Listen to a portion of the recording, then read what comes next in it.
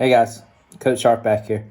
So I'm gonna make a video finishing out the equations packet, or the equations part of the packet, the equations domain.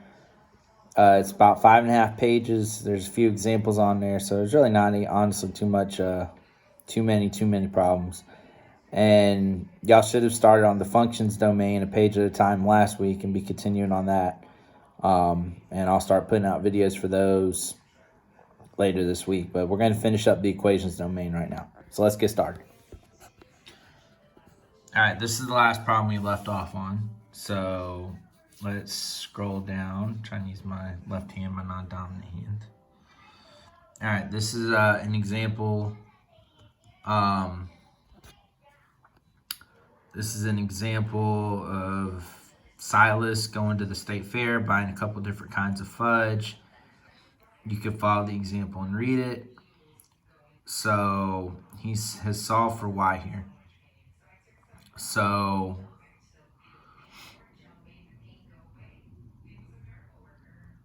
what that does is helps let him figure out, if we look, I'm going to have to actually go back up.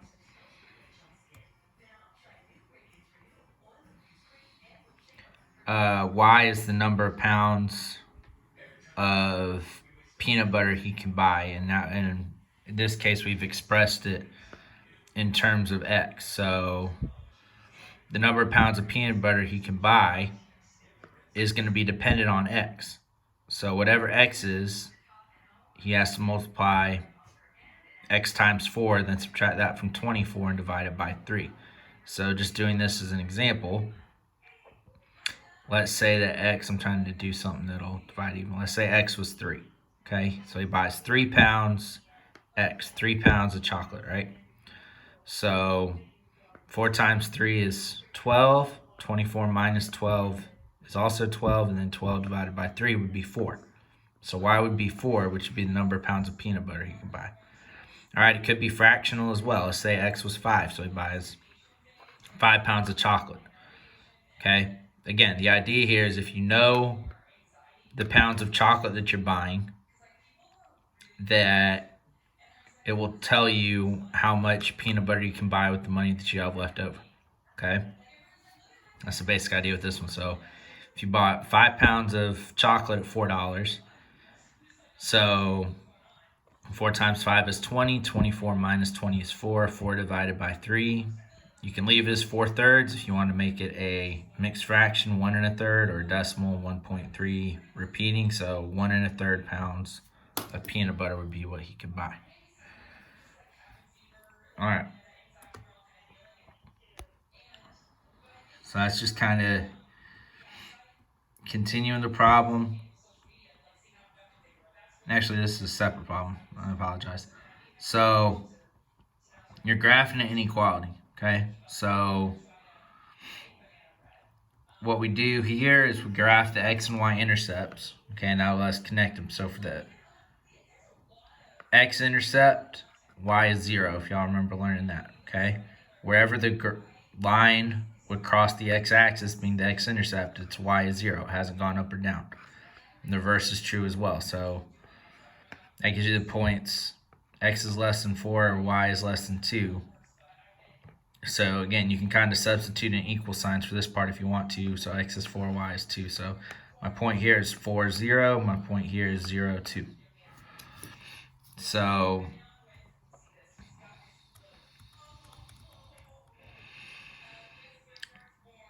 they've graphed that by plotting.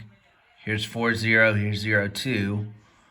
And if you actually look at it, it would actually be a slope of -1/2 if you actually kind of drew it out there, okay? So we didn't talk about graphing inequalities a lot. I think they might actually taken it out of Algebra 2 this year. They actually put graphing inequalities at the start of Algebra 2 last year. So when you have an inequality, okay, you basically got to draw the line. So that was what we did by plotting points, like you would be normally putting a line on a graph. But then this inequality is going to tell you a couple things, okay? If there's an equal sign, the line's going to be solid. If there's not an equal sign under the inequality, it's going to be a dashed line, okay? What the equals sign means, the solid line is any point on the line would be included in the shaded region as a solution. The shaded region is solutions, anything that would make that inequality true. X plus 2y is less than 4. So any point in that shaded region, if I plugged it in, would make this true. Whatever I would get over on the left-hand side would be less than 4. If there's not an equal sign, I show I was a little far away. If there's not an equal sign under that, then we have a dashed line, meaning the points on the line do not work. Okay? So the other part is, well, where do we shade? Well, we try to use a test point. Okay? I just messed up. Hold on. I'm sorry.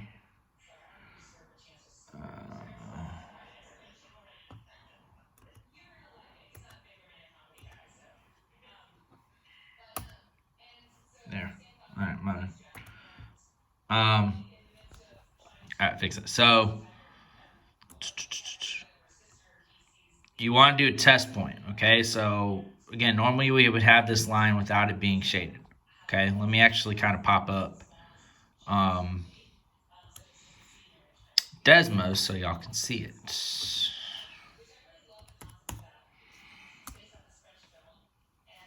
All right, so it was x plus 2y is less than 4. So I'm going to start it out as x plus 2y equals 4.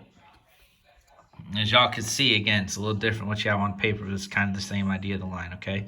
So we had the dashed line, right? Because it was less than. But we also have to test where to shade, because with the inequality, it's not just one answer. It could be any point, like I said earlier, that would make this side of the equation, if this were less than, any point that would make this side of the equation less than 4. So there could be multiple points. So you got to do a test point. It's what we call a test point. You plug in an XY coordinate and see if it makes it true. So almost always the easiest thing to do is to use 0, 0 unless the line goes through it, okay? So if you plug in 0, 0 right here and it makes the inequality true, you shade on this side, all right? If the inequality is not true when you plug in 0, 0 or plug in whatever your test point is, you would shade on the other side, all right? So going back to the example, we plug in 0, 0, so I've got 0 plus 2 times 0. So it's 2 times 0 is 0. 0 plus 0 is 0. Is 0 less than 4? Yes. So 0, 0 is a solution to the inequality. So that's why we shaded below the line. All right, we're going to need that in a little bit. All right. The manufacturer keeps track for monthly cost by using a cost function that assigns a total cost for a given number of manufactured items. The function is C of x is equal to 5,000 plus 1.3x. What is the reasonable domain of the function? So again, we talked about domain sum. It's all your possible x values, right? So you got to read the problem and say, what can my possible x values be? Okay, I know it says the solution's down there, but let's kind of talk about it and think about it, okay? X is a given number of manufactured items. I can't make a negative number of items, right? So I can make 0 items, okay? I can make nothing at all. My cost would just be the monthly cost, maybe to have the lights on in the factory or water or whatever, you know, if that's the only thing they make. That's what the 5,000 represents. It's called fixed cost. I talked about that some. So it could be 0 or any positive number, right? You can make 1 item, you can make 5, you can make 10, you can make 1,000, right? So it has the solution down there on the bottom half. Therefore, the domain can only include values that are whole numbers, okay, which does include 0. But if you were getting this on a test, I think it would look something like this. We would say the domain is, we did look at this sum. I'm going to put the bracket. It means it includes 0. So starting at 0, including at 0, going to positive infinity. Again, in theory, there's no limit on the number of items I can make.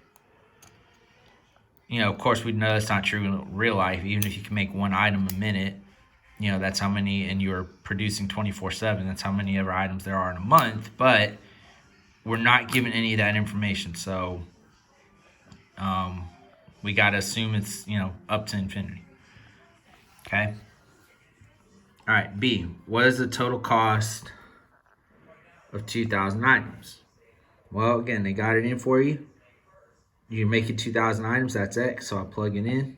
All right, and they did it in the form of a function. Again, that's, we're going to get that more later, but C of 2,000 equals 5,000 plus 1.3 times 2,000. If you multiply that, you would get 2,600 plus 5,000. That's your 7,600. Okay? If costs must be kept below $10,000 this month, what is the greatest number of items she can manufacture? So what I'm going to do right here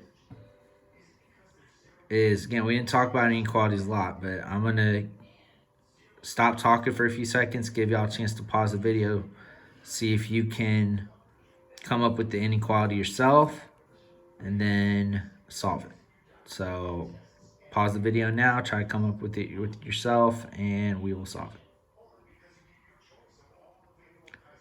Okay, so again, we got to start by looking at our function. This is the cost, right? This is the cost of how many of our items I make plus the $5,000 fixed cost. All right, what this inequality is telling us is it has to be kept below 10,000. So my cost cannot be greater than 10,000. Okay, so if we're going to keep it in this form, all right, I know my cost would be 10,000. All right. And again, the way this one's written, it's a little confusing because it says less than 10,000, right? So we would normally think it's that, but since the 10,000's over on this side, this is what we're saying, all right?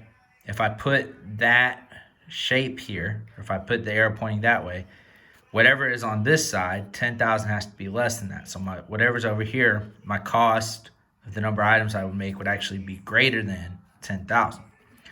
So I need to flip it, okay, because 10,000 is over here on the other side. 10,000 has to be greater than whatever's over here. So whatever's over here cannot go above this, all right? So here's your 5,000 plus your 1.3x. Okay, what I'm going to do is subtract 5,000 from each side. All right, so it's going to give me 5,000 greater than 1.3x. Divide by 1.3. All right, and that is going to give me, it's going to leave me x over here on the right. If I divide that, let's see here, that's going to be,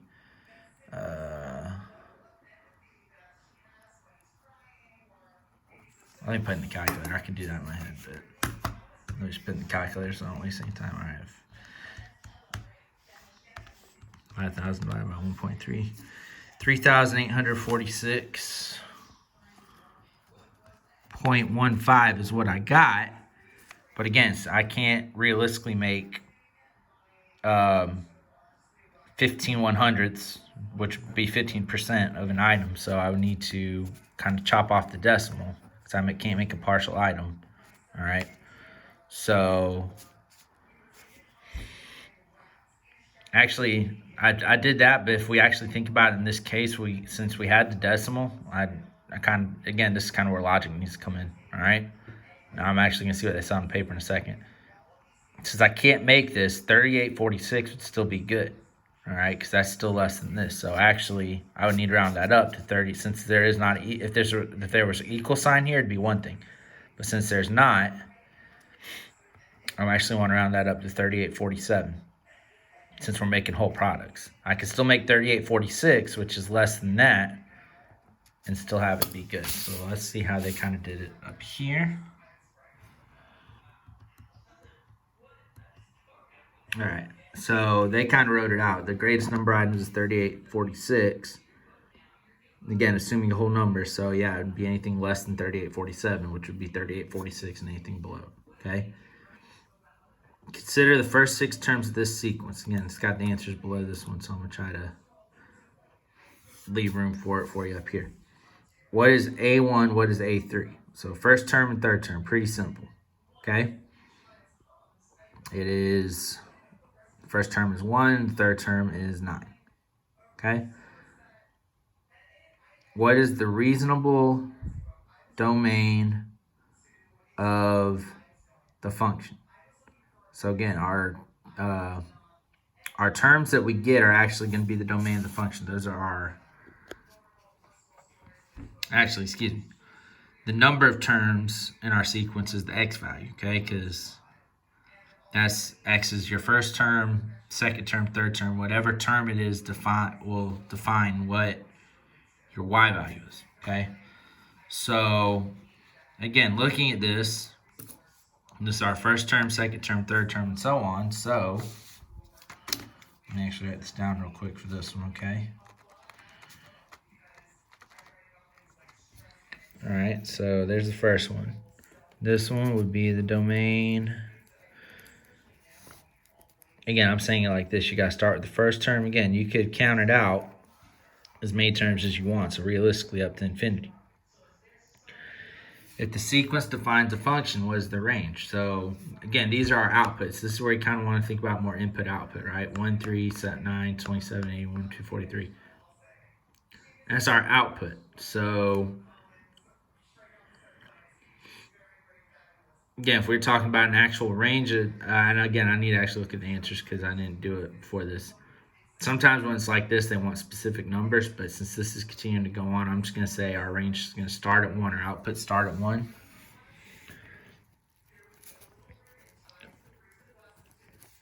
And go to infinity. Okay, and I'm going to show y'all why before we get the solutions, okay? What is the common ratio of this function?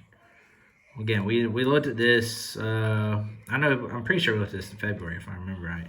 So it was with the exponential functions.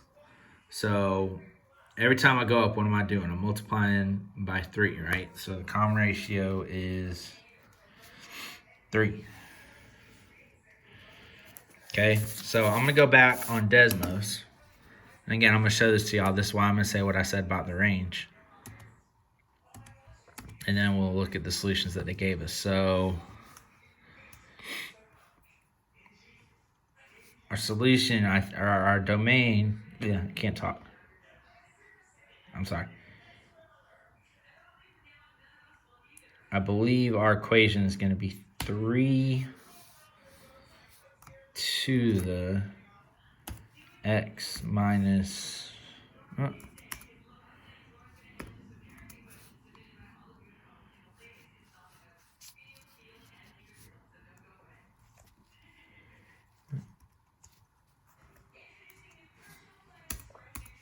me see. Let me do this. Hold on. I'm sorry, guys. I know y'all can't see anything right now. All right. I believe it should be 3 to the x minus 1 power. Let's see what we got. All right.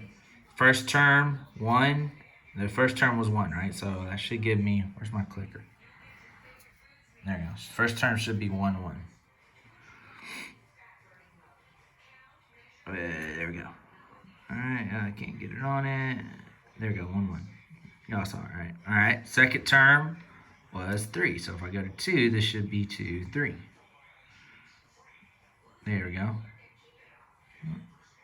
Keep getting on it. Y'all are seeing it, right? Come on. There, 2, 3. All right. Next one should be 3, 9. Third term was 9. So come up here. Yeah, 3, 9. There we go. All right, so y'all see it. So again, I know I have it written like this, and this is going to sound confusing. But Actually, I guess if I'm going off of this, I should have said it's 0 to infinity, because if you look at it again, it's, well, x could really be anything, but I was starting at the 1, so, and again, I was starting from here, so if you start at 1, the graph is going to continue to go to the right forever and up forever, so that's why I was thinking the domain and range were what I said. Let's kind of see what the packet said, though.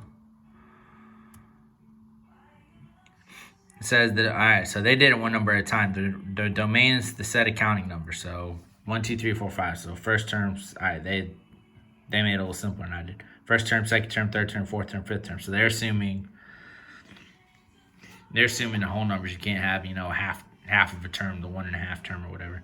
And then the range is multiplying by 3 every time. So 1, 3, 9, 27, 81, 243, 729. What would the next one be? 729. 2187, I believe. And then 65, 61. So they did that one like that. And you can see A1 is 1, A3 is 9, common ratio is 3. So they did it like that. All right. What explicit formula describes the pattern in this table? So D is 2, C is 6.28. D is 3, C is 9.42, D is 5, C is 15.70, D is 10, it's 31.40. So hopefully y'all kind of see a pattern in this one. Jump, you add 3.14 to get from there to there. Maybe you can't see it there. If you actually add 2 and 3, though, to get 5, you would get that. You double 5 to get 10, you get that. But we're basically counting by 3.14, okay? So for every term D, you're counting by 3.14. So our C, all right, this is our input, this is our output. So C needs to be by itself. So that already gets us to C and D. 31.4 times 10 doesn't make sense, because that gives us C is 314, but that doesn't really make sense anyway. So let's think about it this way. 3.14 times C. If you multiply 3.14 times that, you wouldn't get 2, all right? That'd almost have to be divided, okay? This A and B are the same if you actually look at it. Gosh, A and B are the same. You just flip D on the other side, so it's got to be answer choice D. 3.14 times 2 gives me 6.28. Times 3 gives me 9.42, so on, so on, so on. So it's answer choice D right there. All right. If f of 12 equals 4 times 12 minus 20, what function gives f of x? So again, this is more of a function than equation, but again, assuming it's f of x, x was 12, we plugged it in. So anywhere you see x, you plug in 12. So 4 times 12 minus 20, it means an x was here, so it's 4x minus 20, which is answer choice C. Okay. All right. Example, consider a graph of f of x equals negative x. Again, if you kind of want to, when you're graphing the functions, if you want to replace f of x with y equals negative x, it's the same thing, okay? Again, you can even see they have the y-axis labeled with f of x. All right, so it's a line with a slope of -1, right? Because you got negative x, so -1x, and there's no y-intercept, all right? Appears to be an unbroken line slanting downward. So it's going to talk about some key features, right? All right, so the domain is all real numbers. All right, again, this line, it will continue to go up, but it will also continue to go left. Now I can't see my finger, left to negative infinity. It's going down, but it will also continue to go right to positive infinity, okay? Range, all real numbers, same idea. It's going up forever, and it's going left forever. So it's going up forever this way, going down forever that way. So range is that way as well. X-intercept, y-intercept, okay? So if we look at it, it crosses at the domain, okay? So it crosses the x-axis at 0 and the y-axis at 0. It goes through the domain, okay? So both intercepts would be 0. Increasing or decreasing. So again, this isn't one we talked about a lot, y'all. I'm going to talk about it more in Algebra 2, but when it's saying increasing or decreasing, what that means is as you're going from left to right, what is the graph doing? All right, so as I'm going from left to right, the graph is going down, right? So I'm going from left to right, the graph is going down, and it's always going to go down forever. It's never going to stop here and start going up, okay? So it's not increasing, and it is decreasing, all right?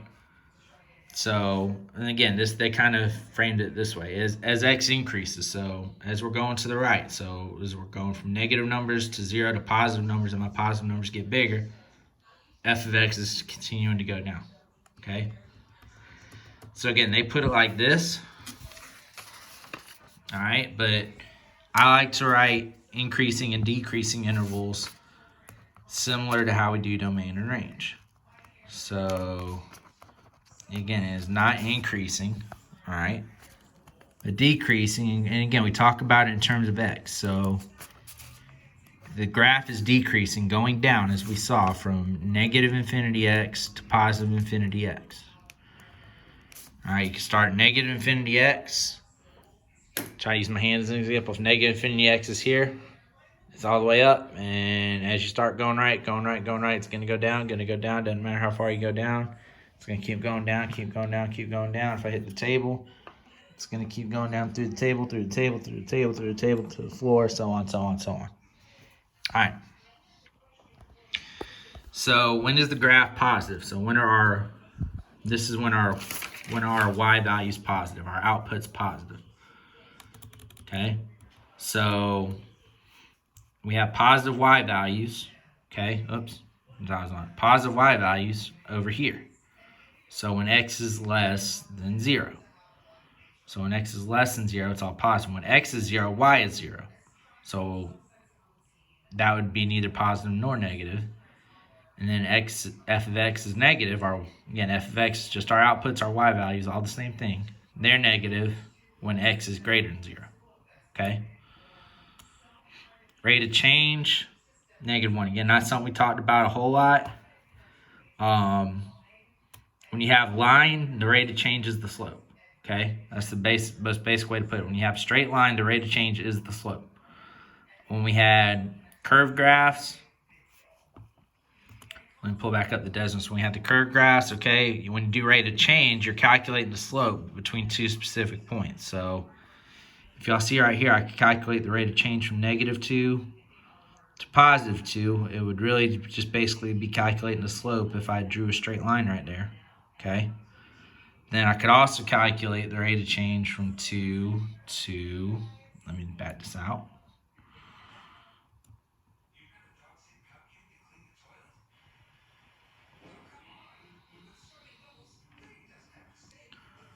All right, so I got 2, 8, find it, what up?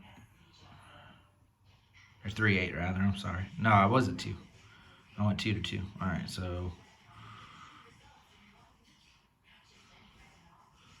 all right, it's down off the screen, but from 2, 3 up here to 4.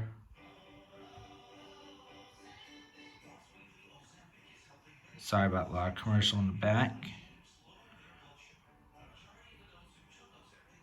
All right, 427. So going from 2 to 4, we can obviously see there's a much steeper slope.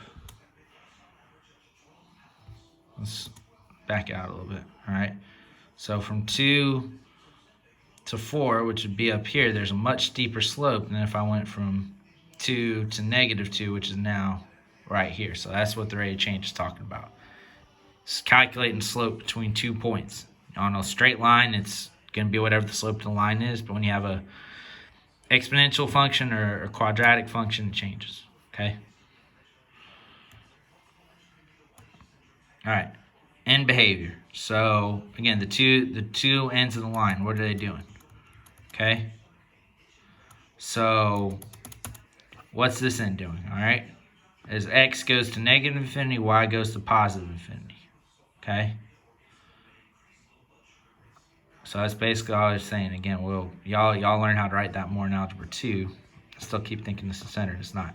As x goes to -infinity, y goes to +infinity. All right? As it goes left, it goes up. This one is x goes to +infinity, your y values go down to -infinity. So that's the same thing I said, all right? So end behavior. Again, when we're talking about end behavior, it's our y value. So our y values increase as x goes to negative infinity. Our y values decrease as x goes to positive infinity. All right. Another table here. All right. Company uses the function 28,000 minus 1750x to represent the amount left to pay on a truck, where v of x is the amount left to pay on the truck in dollars, and x is the number of months after its purchase. Use the table of values shown below. Okay, what is the y-intercept of the graph? Does the graph have an x-intercept? If so, what does it represent? Does the function increase or decrease? So, again, this might, if you'd been doing this one on the EOC, and I will try to draw this out. I don't have the most stable table to draw on right now. It's got a tablecloth. But if you try to draw this out on the EOC, right? So, here's x. Again, v of x is what represents y. 2, 4, 6, 8, 10, 12, 14, 16, 18, 20, 22, 24, 26, 28. All right, messed that up a little bit. Y'all see in a second, okay? All right, so x is 0. I just bought the car, okay? Or I just got it. Well, yeah, I just bought the car. Probably made a down payment. So let's say it's a $35,000 car. Paid down $7,000 down, got $28,000 left to pay. All right. So after the first month, I only have $26,250 left to pay. All right. So if y'all can kind of figure it out, that $1,750 is what I'm paying a month. That's that's a huge car payment per month. I mean, you're getting that thing paid off probably about a year and a half if you actually calculated it. All right. So if y'all look at what I drew, all right. The v of x, which is the cost left we have to pay on the truck, is going up by 2's, but it's also in thousands, right? So as we go up, this point is at 28,000, and these are the number of months, right? All right. So point 1, 26,250. So again, I'm gonna try to put it in close for y'all can see this is 26,000. So my first point needs to be just above it. All right, at 1. Okay. And I know, obviously, I made my x and y coordinates in different increments, but that's okay when you're doing this. All right, number 2, 24,500. So now if I look, this is 24, this is 26, this is 24, so I still need to be pretty close to 24 when I draw it, right? All right, right there, all right? Might be a little lower, actually, than I wanted, but that's okay. All right, 23, 22,750.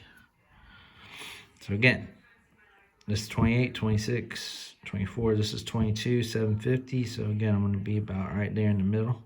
Okay. So as y'all can see, I can just do those points, but it's going down like that, right? Okay. So what is the y-intercept of the graph of the function in terms of the amount left behind the truck? Well, that's what we did, all right? You just got it in 0 months. This is on the y-axis, just 28,000. So when you take the car off the lot, you got 28,000 left to pay, okay? Does the graph of the function have an x-intercept, and what does it represent? So again, x is our number of months, all right? So as we're going this way, it's the number of months, right? As our y is going down, again, this is the amount I have left to pay on the truck. So as my line would continue to go out this way, all right, when I would eventually cross the x-axis, what does that mean? Well, however many months this is, and now I'm a y value of 0, so I have no money left to pay off. So that's the amount of time it would take for me to pay off the truck, okay? So A, we're going to say is 28,000. B, we're going to say the amount of time to pay off the truck. And then C, does the function increase or decrease? Well, again, look at it. As we go from left to right, it's going down. The amount I have to pay is going down until eventually it hits 0. So this is going to be decrease. Okay? All right.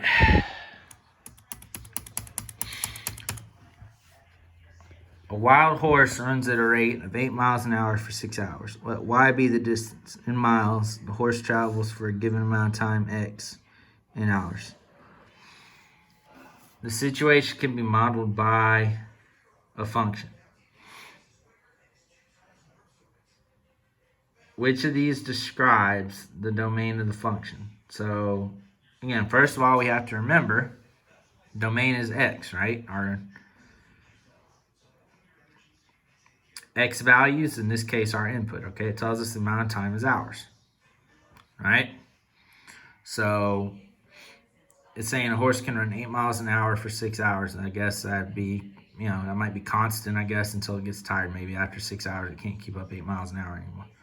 So it could run 0 hours, it could run up to 6 hours, or it could run in between. So this one's going to be A, okay? Could X, the amount of hours it runs, would be between 0 and 6, all right?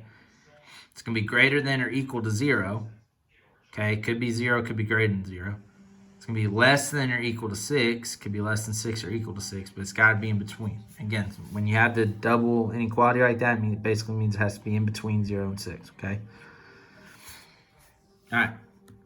Juan and Patty decided to see who could read more books in a month. They began to keep track after Patty had already read 5 books that month. The graph shows the number of books Patty read for the next 10 days and the rate she will read for the rest of the month. If Juan does not read any books before day 4 and he starts reading at the same rate as Patty for the rest of the month, how many books will he have read by day 12? So this is what you actually have to do, okay? If we look, all right, we're starting at 5. At day 10, we get right here, all right? So this is between 15 and 20. It's right in the middle. So right in the middle of 15 and 20, again, what's the difference? 5, all right? There's 5 books between 15 and 20. So what's half of 5? 2.5. So you can add 2.5 to that or subtract 2.5 from 20 to get 17.5. So she's at 17.5, okay? She's at 17.5, but she started at 5. All right, so she has really read 12.5 books in these 10 days. Okay? So if we divide that by the 10 days she's been reading, she can read 1.25 books a day. All right? 1.25 books a day. All right. If Juan does not read any books before day 4 and he starts reading at the same rate as Patty for the rest of the month, how many books will he have read by day 12? So he's not reading any before day 4. So he starts at day 4. Okay, again, if you kind of want to put it on here, he would start reading on day 4. All right. So he would be going up at the same rate. It would be a parallel line, 1.25 books a day. Again, you kind of have a limit there. You could extend that out. But the other thing you could say is, all right, I know how many he's reading per day. He's starting at day 4. So I go 1, 2, 3, 4, 5, 6. Actually, if you count it like that, you'll get 8. The way I'm interpreting this, well, let me actually do the math in my head. Okay. Oh, it said, no. Okay, it says by day 12. So again, the way I'm interpreting this, he starts reading on day 4, and when you get to day 12, how many has he read? So he's really reading on days 4 through 11. It was going to be the same if I counted either day, but basically you're going to get 8 days, okay? If you overthink it, you might get 9, but really it's going to be 8. So there's 8 days. All right. Your days cancel out, so that gives you books. 1.25 books times 8 would be 10 books. So that would be B. Okay? All right.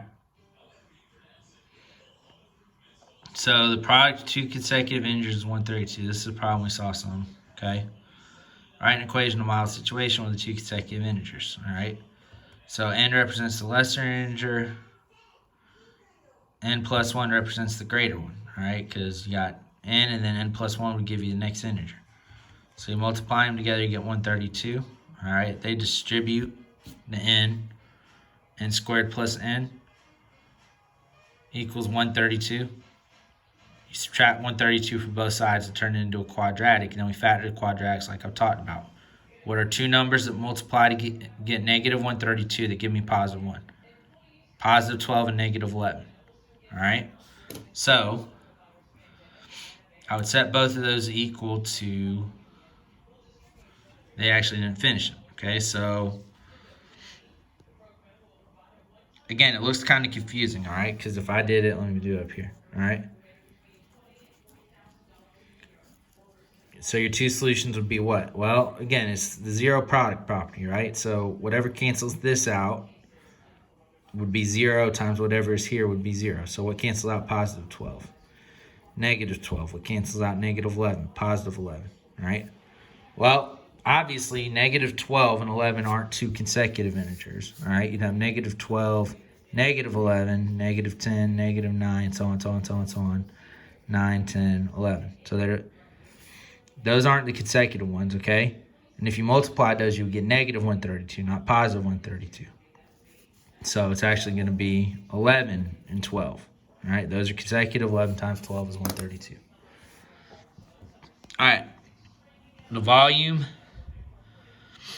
formula for volume of a cylinder is V equals pi r squared h. Solve the formula for r. So, again, we did this some earlier in the year.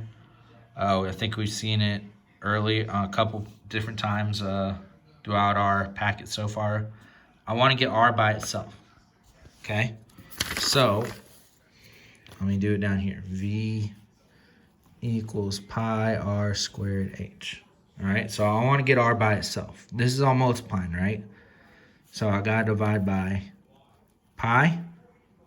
That's going to cancel that out. And I divide by h, which is going to cancel that out. If I divide both sides there by pi and h, I got to do the same over here. So I've got v over pi times the height equals the radius squared. So how do I get r by itself? How do I get rid of the square? Square root. Okay. So r is represented by the square root of the volume divided by pi times the height. Okay. All right. If the volume of the cylinder is 200 pi cubic inches and the height of the cylinder is 8 inches, what is the radius of the cylinder? So, again, not sure why we put this one on here. This is a geometry problem, y'all. This is actually one of the last things I taught my geometry kids, all right? So the volume is 200 pi, so that's what's going to go there for volume, okay? 200 pi equals pi r squared h. Tells us the height is 8 inches, all right? So pi r squared times 8. All right, first thing we're going to do is, since I got pi on both sides, technically the correct math step would be dividing both sides by pi, okay? Because I'm trying to get r by itself, all right? So if I start by dividing both sides by pi, that's going to cancel out, and it'll cancel out there. So basically the pi's just cancel each other out is what happens, okay? So 200 equals, I'm going to move the 8 in front now, so 8r squared divided by 8. Gives me 25 equals r squared. Same thing we just done in the last one. Square root both sides, get r by itself. So the radius is 5 inches. Okay? All right, last problem I do believe. This video's gone about for 45 minutes, so yeah. All right. Graph the function represented by the equation 3x squared plus 6x, or minus 6x minus 9. Find the zeros of the equation. So I'm going to throw the Desmos graph up so y'all can draw it, but we're actually going to factor this to get the zeros because it says find the zeros, all right? So we need to factor this, all right? If we look, first thing is it has a greatest common factor of 3, right? So let me find some more room on here. All right, I got it.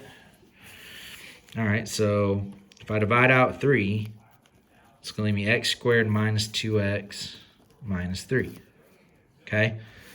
So now I got to factor here. What can I multiply to get 3 that I can add or subtract to give me 2? Well, there's only 2 things I can multiply to get 3, right? 1 and 3. All right, since 3 is negative, these have to have different signs because positive times negative or negative times positive, either way is what's going to give me my negative. All right, so now I got to ask, what's going to give me negative 2? 1 minus 3 or 3 minus 1, or negative 1 plus 3, which would be the way I would have them now. It'd be 1 minus 3 is what would give me negative 2, right? So positive 1 minus 3. All right? So I've completely factored that to get that. So again, I would set it equal to 0. Again, if you're really wanting to, you can divide both sides by 3 to get rid of it, but the same thing applies. If I can get this, what's in the parentheses here, to equal 0, multiplying by 3 would be 0, multiplying by whatever's here would still be 0. So x is going to be negative 1 and positive 3. Okay? So there's my solutions. Now let's graph this real quick just to see it. Y'all can sketch the graph, and then we will be done with the equations domain. All right, so 3x squared minus 6x minus 9. All right, so I zoomed in a little bit. I'm kind of coming down. All right, so there we go. Okay, if we look, where does it cross? What are my solutions? Negative 1 and 3, right? Where does it cross the x-axis? Negative 1 and 3. There we go. So there it is, okay?